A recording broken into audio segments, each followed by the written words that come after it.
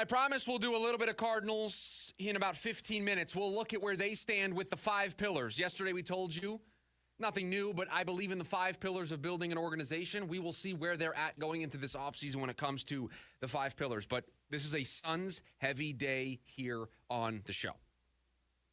Another loss last night, a team that has hit rock bottom, and a team that unfortunately has put us in the position of wondering if this needs to be a complete reset, if this needs to be a complete do-over. And I've been there for a while now. I mean, I tried. Last summer, I wasn't sure I was on board with running it back. I thought first-round exit, get swept, that's it. This did not work. It's not a time to try to do this over again. You should move on. They made some moves in the summer. They clearly showed to you that they were going to run it back. Okay. I will give it a fair shot. We're 35 games into the season. This is enough. Enough is enough when it comes to this team. And here is the real interesting dilemma that this team finds itself in. They have to make a decision on extending Kevin Durant this upcoming offseason. As we sit here right now, take away the talent level that Kevin Durant is. Take away the player that he is when he's on the floor. Do you think it is in the best interest of this team to give a player who's now another year older in Kevin Durant a contract extension to lock yourself into trying to make this work? It's off the table right now. Extending Kevin Durant can't even be front of mind for this team. Is this going to get better as things age, as these players age, as this gets further and further down the road, or is it only going to get worse? You're not going to run this back. These 3 guys, Kevin Durant, Bradley Beal, and Kevin Durant, are not going to be together next season. When we start next season, those 3 guys are not going to be together. 1, if not 2 or 3 of them, are going to be gone. And we talked yesterday about Bradley Beal being moved to the bench. We played you his comments on the Butler trade and how he holds all the cards and how he was going to be a good teammate, how he was going to be the right person, be a good person and not be a jerk and throw a fit about being benched, but he disagreed with it being put to that role. Well, that was after the game. So yesterday, before they lost to Charlotte, Brian Windhorst was on First Take. And I want you to listen to what he has to say about the decision to bench Bradley Beal and where things stand, because that's going to lead us into where this team needs to go from here. Well, Melly, let me put those rumors about Beal to rest. They absolutely are trying to trade Bradley Beal. And one of the cardinal rules of sports, certainly in basketball, but across the board, is you never devalue your players, your assets. You never do anything bad to make them seem less valuable, especially when you are about to trade them. So they put him on the bench. Now, you may say, why would you do that? If you're trying to trade a player, why would you put him on the bench?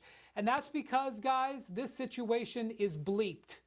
And the reason it's bleeped is because the way they trade Bradley Beal is because he's got one of 2 no-trade clauses in the NBA. One is LeBron James, one is Bradley Beal. The only way they can trade him is if he says, I'm okay to be traded. So instead of trying to build him up, they have to violate the cardinal rule and put him on the bench. Now, I know that there were schematic reasons why they did it, and Mike Budenholzer tried to explain, but they're basically trying to make him feel unwelcome in Phoenix so that he will waive that no-trade clause.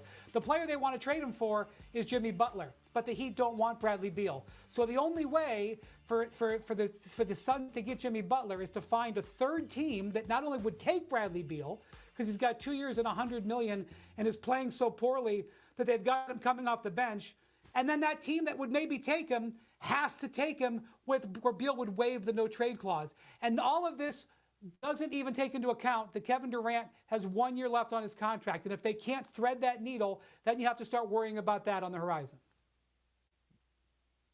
Want to make him feel unwelcomed. That's the takeaway that I had from that cut from First Take yesterday, before what we saw last night. They are doing this to make him feel unwelcomed. So where do we go from here? You have a team that's 3 games below 500. You have a team that's nowhere near being in contention for what they want to be this year. Mind you, they might be able to rally the troops and get this together to be able to sneak into the play-in tournament. But what this team is supposed to be, with the amount of money that is invested into this team, they're not supposed to be, oh, we'll just be happy to get into the playoffs. They're supposed to be up at the top of the standings. They're supposed to be competing for the Western Conference Finals. That's off the table right now. Doesn't exist. Not the reality that we live in. Maybe in a different timeline, maybe in a different universe, but not this one. The one where you and I are having this conversation here today, it does not exist. So what do teams in this spot normally do? Maybe you take a page out of the Sacramento Kings book and you fire a coach. Well, you just brought this coach in to fix this, and you've only given him 35 games. So you've already done the coach change. Do you make a big trade? Good luck with that. Did you not hear? I've been telling you this for weeks. Everybody's been talking about how complicated it would be for the Suns to pull this off, to make a big trade, to move Bradley Beal, and to get Jimmy Butler. Here are the teams that are currently in the final four spots in the Western Conference, meaning they are in the play-in tournament. The Clippers, the Timberwolves, the Spurs, the Golden State Warriors. I ask you, who you catching? Of those teams that are in the play-in tournament, and mind you, you now have to get past the Kings as well. You have to pass them in the standings because they're in front of you. But just looking at the play-in tournament teams right now, who are you catching? Are you catching the Timberwolves? Are you catching Golden State? You catching those teams? You just lost to Charlotte last night. I don't care that it was the second leg of a back-to-back. I don't care. You lost to that team. You can't afford those losses anymore. They just don't exist. So who are you catching? So right now, as we sit here, extending Kevin Durant is completely off limits, at least to me. And so if extending him is off limits, then it is time. It's time, everybody. It's time for Matt Ishbia to show what kind of owner he is. It's time for Matt Ishbia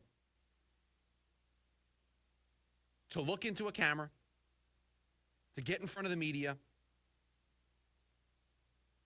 and say, this hasn't worked. This is broken.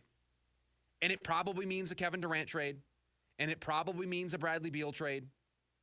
And then you can evaluate if you want to pull the ultimate ripcord and trade Devin Booker. But this is over. January 8th, 2025, the Suns' Big Three is over. It's done. If they choose to move forward, or if they choose to force this Jimmy Butler thing through, they deserve everything that comes after that. They deserve to see what tripling, quadrupling down looks like. Because I just said in the final segment, who's the guy that's going to step up and be the culture guy? Who's going to be the person that steps up and gets this team back on track? I'm here to tell you who it's not. The guy who is currently trying to force his way out of Miami.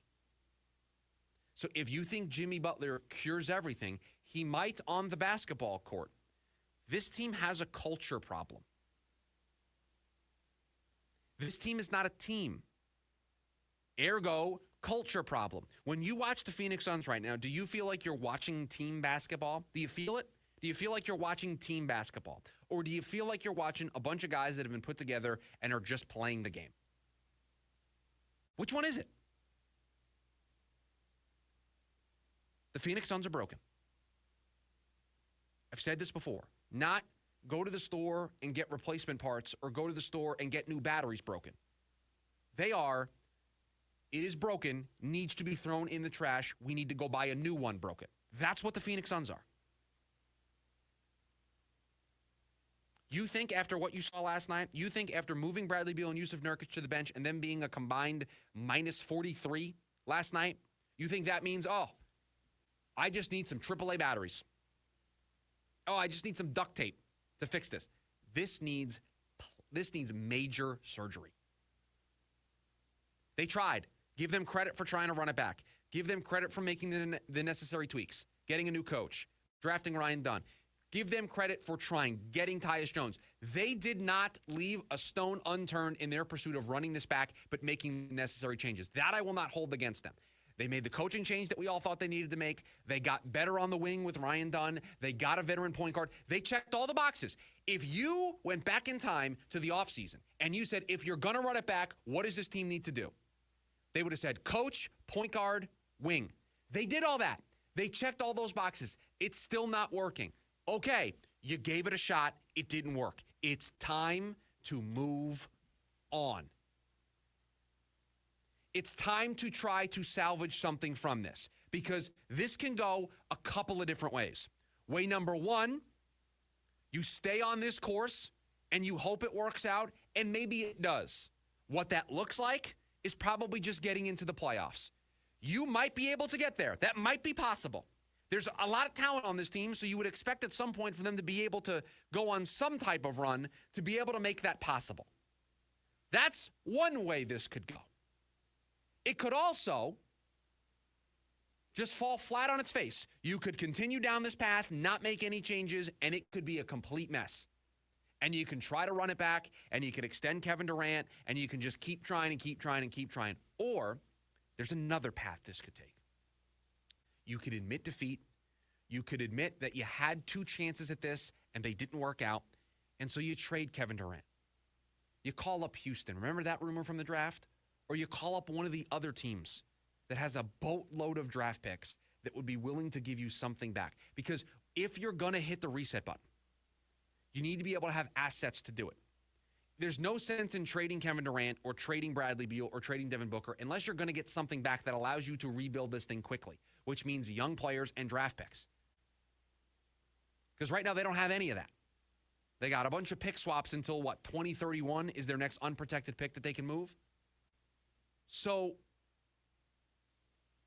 that is another path. Salvage something from this. You tried, it didn't work, hit the reset button, give yourself a chance to retool on the fly a little bit. Give yourself a chance to get one more core with Devin Booker if you want to keep him. But don't continue down this path. Please. It's over. Last night is just the latest example of the reason why it's over.